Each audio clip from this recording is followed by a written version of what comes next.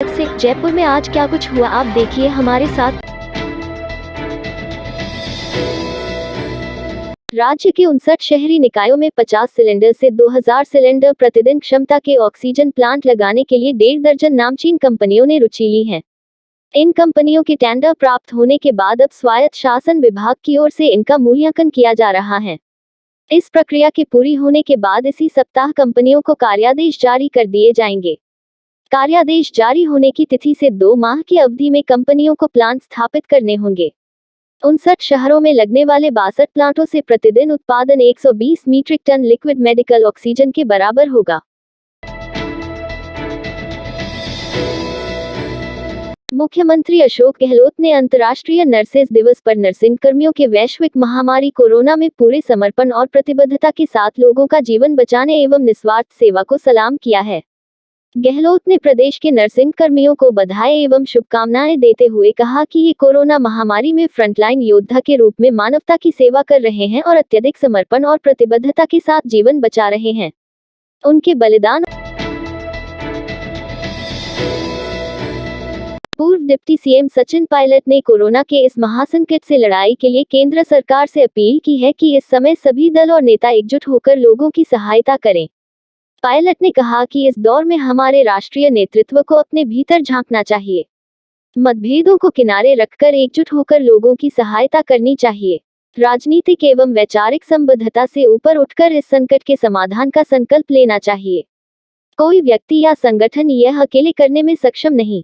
याद रहे कि हमारे लोगों का वर्तमान और भविष्य दांव पर लगा हुआ है। पायलट ने कहा कि महामारी पर विजय के लिए 3 स्तरीय रणनीति बनानी होगी। एक तो व्यापक स्तर पर टीकाकरण करना होगा, दूसरा हेल्थ केयर इंफ्रास्ट्रक्चर को मजबूत बनाना होगा और तीसरा स्वास्थ्य से जुड़े वितरण तंत्र को बेहतर बनाने के साथ ही प्रत्येक व्यक्ति तक स्वास्थ्य सुविधाएं पहुंचाने की राह में आने वाली सभी बाधाओं को दूर करना होगा। चिकित्सा मंत्री डॉक्टर रघु शर्मा ने कहा है कि राजस्थान में कोरोना के केसेस काफी मात्रा में आ रहे हैं और मौतें भी 150 से अधिक रोज हो रही है। राजस्थान में सरकार कोरोना मरीजों के इलाज में कोई कमी नहीं छोड़ रही है। केंद्र से आवंटित ऑक्सीजन के अलावा राजस्थान प्रदेश स्तर में भी हर ऑक्सीजन के स्रोत का उपयोग मरीजों के हित में कर रही है। रेमडेसिविर इंजेक्शन मरीजों को आवश्यकतानुसार दिए जाएं, इसका भी प्रबंधन किया जा रहा है। जांच में अभी तक कोरोना मरीजों के सैंपल जांच में सामने आया है कि प्रदेश में यूके का स्ट्रेन एक्टिव है, जिसकी वजह से संक्रमण तेजी से फैल रहा है। आने वाले दिनों में नए स्ट्रेन का पता राजस्थान में ही लग सके और उसके अनुसार प्रदेश सरकार कोरोना के नियंत्रण के लिए हर संभव प्रबंधन कर सके, इसके लिए सवाई मानसिंह अस्पताल में जल्दी ही जीनोम सीक्वेंसिंग लैब की स्थापना कर नए स्ट्रेन की जांच का काम शुरू किया जाएगा।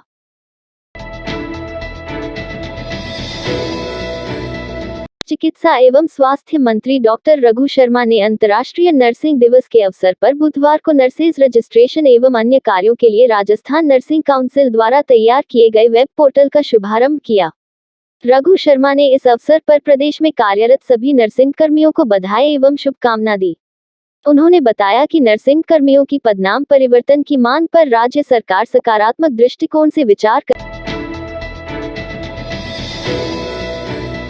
राजस्थान में विधानसभा नेता प्रतिपक्ष गुलाब चंद कटारिया ने सरकारी अस्पतालों में सरप्लस वेंटिलेटर को प्राइवेट अस्पतालों को देने के आदेश की निंदा करते हुए कहा कि सरकार ने राजकीय अस्पतालों में मौजूदा संसाधनों के अलावा यानी सरप्लस पड़े वेंटिलेटर को प्राइवेट अस्पतालों में मरीजों की जान बचाने के लिए देने का फैसला किया है।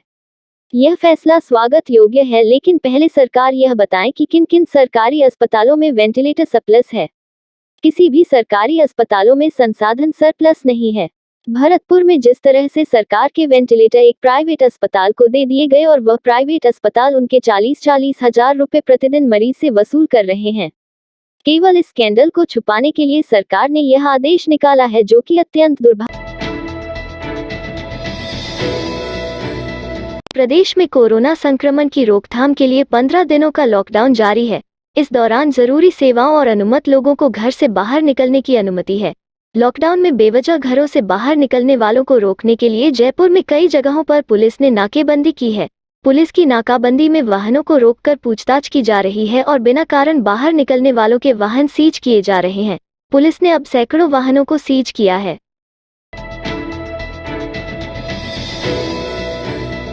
प्रदेश में कोरोना संक्रमण की रोकथाम के लिए 15 दिनों का लॉकडाउन जारी है। इस दौरान जरूरी सेवाओं और अनुमत लोगों को घर से बाहर निकलने की अनुमति है। इस दौरान पर्यटन स्थलों पर भी सूनापन नजर आ रहा है। आमिर महल में पर्यटकों की मौजूदगी के दौरान भरा रहने वाला हाथी स्टैंड भी सूना पड़ा है।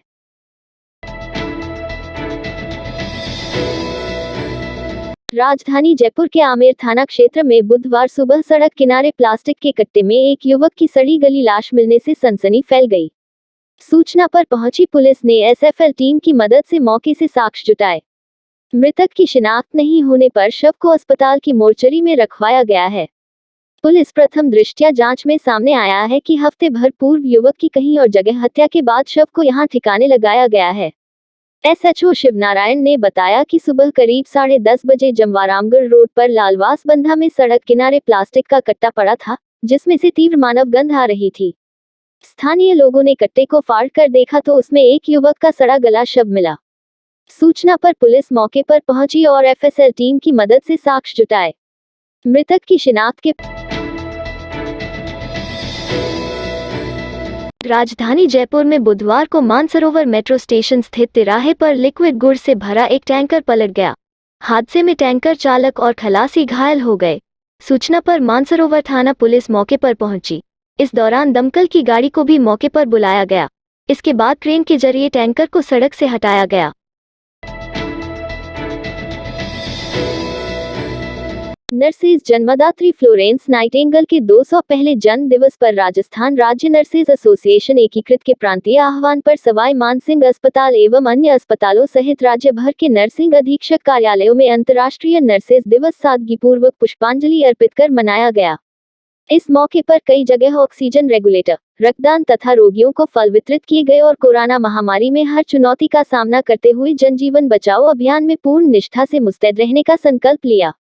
इस दौरान कोरोना महामारी में शहीद हुए कोविड काल में शिक्षक बिना सुरक्षा और संसाधनों के कोरोना वॉरियर की ड्यूटी निभा रहे हैं, लेकिन वैक्सीनेशन में उनकी उपेक्षा उनके साथ विसंगति है। महिला व बाल विकास विभाग की आंगनबाड़ी कार्यकर्ता हो या सहायिका, स्वास्थ्य विभाग में स्वास्थ्य कार्यकर्ता को कोरोना वॉरियर के रूप में प्रथम पंक्ति में रखा है। जिले का कोई भी स्वास्थ्य केंद्र हो या कोविड टीकाकरण केंद्र, कंटेनमेंट जोन हो या शहर अथवा गांव के बाहर लगाए गए बैरियर के साथ ही गांव-गांव में घर-घर जाकर सर्वे कर कोविड टीकाकरण कराने लोगों को वैक्सीनेशन के लिए तैयार करने तक का काम शिक्षकों को सौंपा है, जबकि इसके लिए उन्हें न तो किसी तरह की ट्रेनिंग दी गई है और न ही कोई कोर्स कराया गया। बीमा और सुरक्षात्मक उपकरण तो दूर की बात है। इस स्थिति में अगर किसी शिक्षक के साथ कोई अनहोनी होती है तो उसके परिवार का तो पूरा सपना ही बिखर जाएगा। इन विसंगतियों को देखते हुए शिक्षकों में अब असंतोष की भावना पनपने लगी है। राजस्थान हाईकोर्ट ने मुख्य सचिव, प्रमुख स्वास्थ्य सचिव और प्रमुख गृह सचिव को नोटिस जारी कर पूछा है कि कोरोना मरीजों के लिए निजी अस्पतालों के कोरोना वार्ड का अधिग्रहण क्यों नहीं किया जा रहा है। मुख्य न्यायाधीश इंद्रजीत महांती और न्यायाधीश सतीश शर्मा की खंडपीठ ने यह आदेश फाइट फॉर राइट एनजीओ की जनहित याचिका पर दिए। याचिका में बताया कि प्रदेश में कोरोना ने विकराल रूप ले लिया है। निजी अस्पताल इस महामारी में फायदा उठाकर मरीजों से अधिक राशि वसूल कर रहे हैं। इन अस्पतालों पर राज्य सरकार का कोई प्रभावी नियंत्रण नहीं है। याचिका में कहा गया कि शहर के एक निजी अस्पताल ने पहले बेड उपलब्ध नहीं होने की जानकारी दी और बाद में अधिक पैसा देने पर मरीज को बेड उपलब्ध करा दिया। इसी तरह ऑक्सीजन, इंजेक्शन और जीवन रक्षक दवाओं की कालाबाजारी हो रही है। हाल ही में 2 निजी अस्पतालों ने ऑक्सीजन की कमी बताकर नए मरीज भर्ती करने से इनकार कर दिया था, लेकिन इसकी जानकारी राज्य सरकार की ओर से लगाए अधिकारियों को नहीं थी। राज्य सरकार की ओर से निजी अस्पतालों के कोरोना वार्ड का पूर्ण रूप से प्रशासनिक नियंत्रण लिए बिना इनकी व्यवस्थाएं नहीं सुधरेंगी।